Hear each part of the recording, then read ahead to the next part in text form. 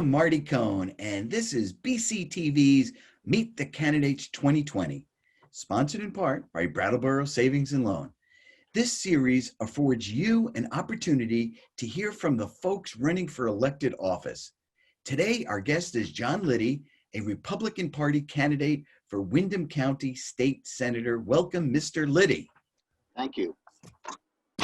All right, so let's get right to it. Okay. Why are you running for state senator of Windham County? Two reasons, actually, Marty. One is that in the last election cycle, we didn't have all of the opposing candidates covered. So many of the candidates did not have opponents, and it resulted in a supermajority in the House and in the Senate that resulted in legislation that I don't think would have been passed if there had been more challenging points of view and a larger number of Republican candidates. Give and take, and then challenge. So that's number one. But number two is I think we've gone down a road that has hurt a number of people, and it's specifically the elderly and the lower income population in the state.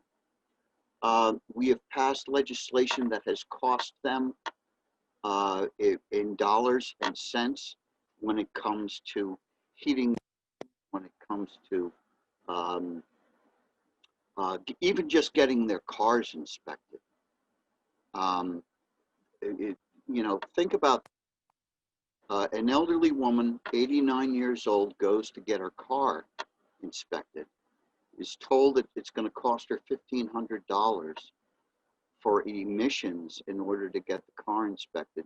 She goes home, she puts a for sale sign on a board for $300, sells the car, she's no longer driving. Happening all over the state because of certain regulations that were passed a couple of years ago for emissions control. It's no longer safety inspection, it's emissions inspection. We're more concerned about the environment than people who go from one place to another on their own. That's misguided. We can't do that. If you want to place people like that in that position, you're going to have to help them. So that's the second reason. I really feel like we've gone down the wrong road and we need to walk it back just a little. All right. Well, so what sets you apart from the other candidates running for state senator? Well, I have nearly 40 years of business experience. I had my own agency for 15 of that in Washington, D.C. Did mostly retail and business to business direct marketing. My best one of my best attributes is being able to solve problems. I think one of the attributes that is needed in Montpelier is solving problems that legislation presents. I agree that there are many, many issues that we're facing at the state, but I disagree that we need some of the most draconian measures that have been passed in order to fix them. I think we have opportunities to increase the business in the state without changing certain models, and we need to start worrying about the younger age groups being able to go out and find a job, particularly now.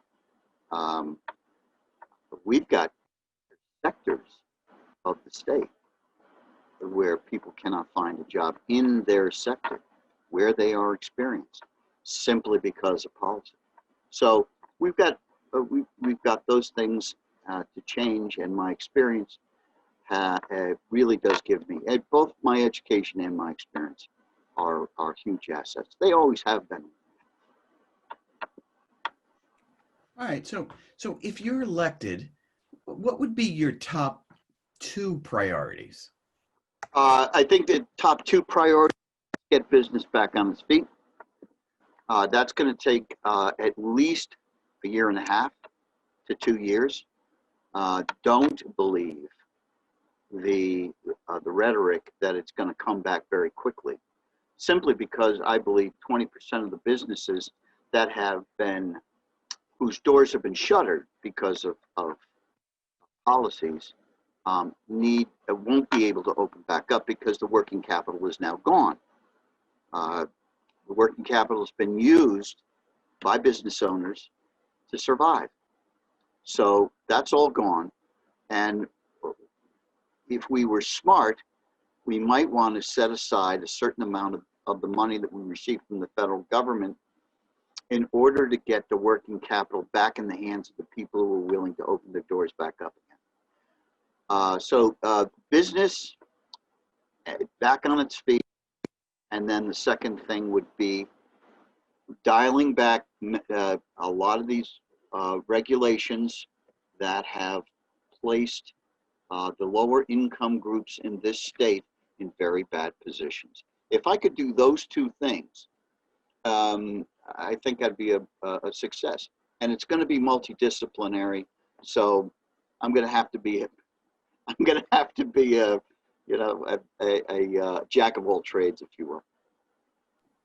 All right, well, so let me ask you about a couple of issues. If you're elected, what would you do to ensure that more Vermont families with young children can find and afford childcare? Well, I just touched on it. Young families with young children.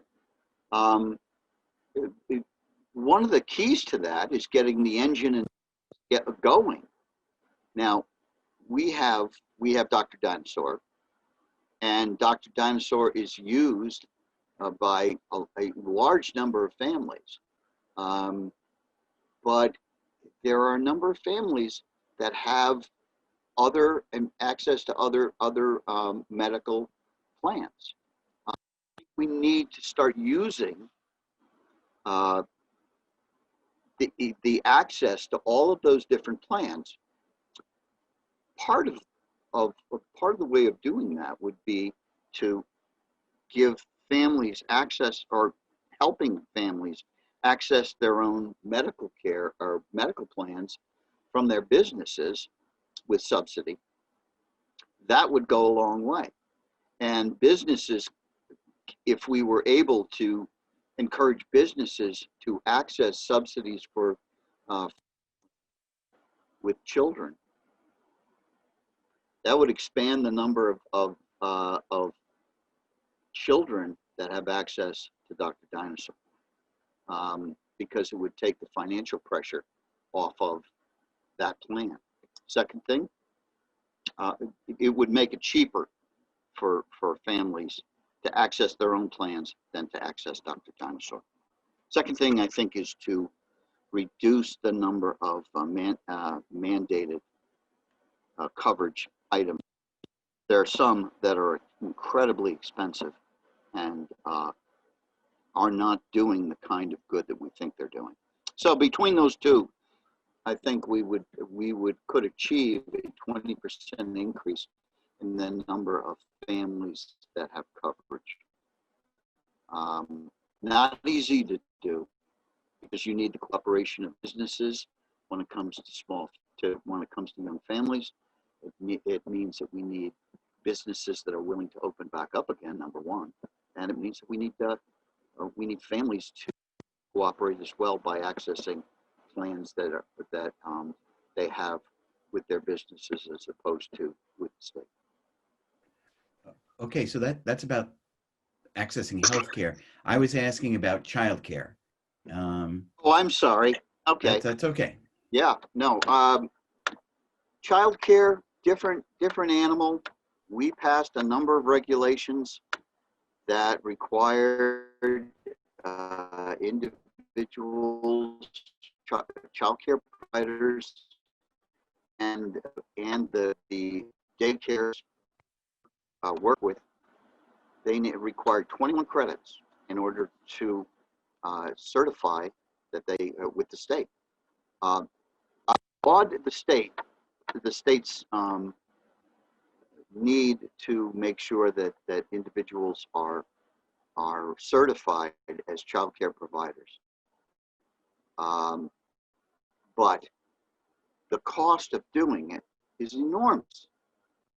The cost of doing it when it comes to, for example, we have a child care provider with a daycare in the Valley, and it took almost 2 years to certify, and it cost the daycare a large amount of money, and I don't know exactly what it was, but it was in the thousands in order to get her certified. They have 6 or 7 people they need to certify, and that's a big commitment. And a lot of it has to do with the fact that the child care providers have to be committed to do it, and then because the cost in terms of dollars and cents was just enormous. We only have 2 child care providers in this area in the Deerfield Valley right now. We could have more if we reduced the number of requirements to basics, because what we deal with right now is the Cadillac plan. So I would dial back some of the requirements for daycare providers and certify a larger number of daycare providers based on the fact that they're able to certify more quickly and at lower or no expense. That would be good. Okay. Well, now let me ask you about the other end of the age spectrum. Recent reports indicate that seniors in Vermont face one of the highest rates of financial insecurity in the nation. How do you think we can make life for seniors more affordable? Well, more so now. More so now. We have buying homes in this area of the world, paying almost a third more to 50% more for real estate than they did 9 months ago. There's a huge inflationary spiral in terms of real estate.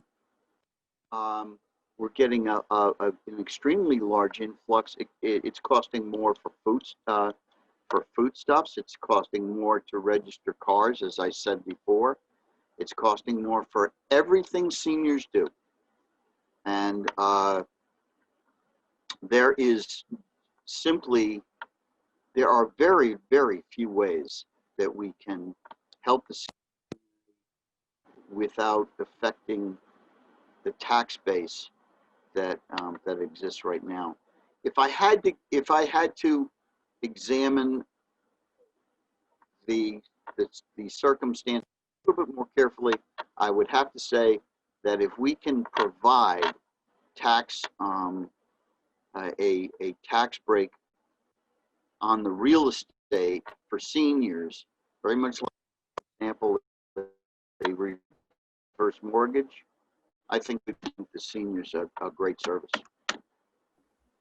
Something over 30%, 50% reduction in tax expenses to seniors over the age of 70, for example. Okay. All right. Well, let me ask you this, Magic Wand. What's your vision for Vermont in a post-COVID world? Well, very much like the world we were in prior to COVID appearing. I don't think that we need schools providing both the internet version of school and the version of school that is where they are showing up by bus. We need to get back to kids interacting with each other. We need social interaction with our children. We need personal teaching. Internet is great in the short term, and maybe supplemental as well, but not. This isn't permanent. So that's number one. Number two, I think we need to open business back up again, and we need to do it quickly. We are now very close to 33% behind in revenues in this state. Don't rely on the federal government, because that's not going to, I really don't believe that's going to happen. You know, we're not going to be in a position where we can go out and ask the federal government to print $1.5 billion and say, you know, we need $2 billion to keep running, and then have the federal government print it and say, there you go, buddy, Bob's your uncle. No, it's not. It doesn't work that way, and I don't think the federal government is going to be able to do it. I think that we are in a position where we have to get businesses back on their feet. I think we're going to need to get the schools back on their feet. I've been talking to young families all over the state, right, that are very concerned about the fact that their children are not being educated even now. And that's not good. That's terrible. That's terrible, because you don't have teachers saying, this is what you need to learn, this is what you need to, and these are the assignments you have to do. Parents are not in a position where they can do that. Have you noticed that? Parents are not authoritarians when it comes to schoolwork, and it's hurting. It's hurting the children, and we need to get back to that. I think what we need to do is get back to where we were, and then forward based on what we've learned with COVID. But we need a gut check. All right. Well, thank you. Last question for me. What do you want voters to know about you? Me. Well, a few things. Dedicated, more so than I would. That is good for me. Yeah, I have a tendency to get into problems and make sure that they're in a big way, and that's, you know, sometimes it can be a real pain for other people, because I'm a bit of a rat terrier. I don't let go until I know things are really in a position of working. Second thing, when I see a problem, I identify it. I don't whitewash things.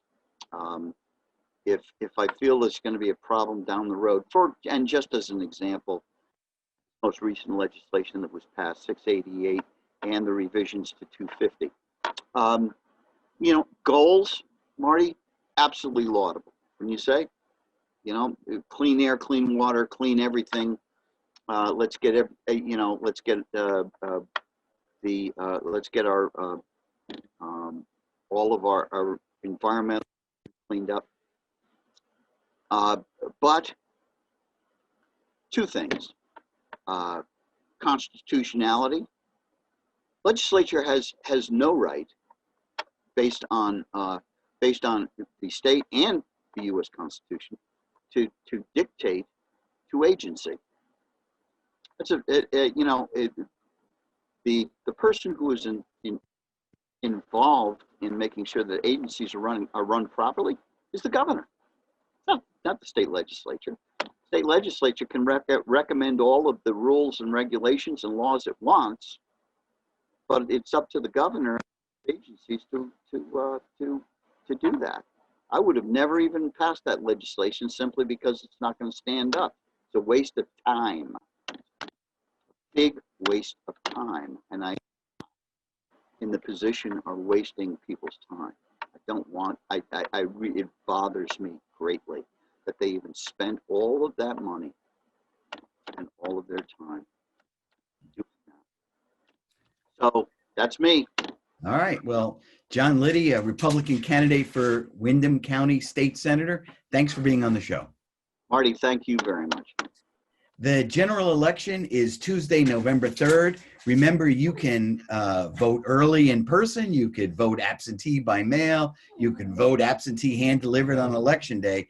Whichever way works for you, please vote. Thanks for watching Meet the Candidates 2020, sponsored in part by Brattleboro Savings and Loan. I'm Marty Cohn. Stay healthy.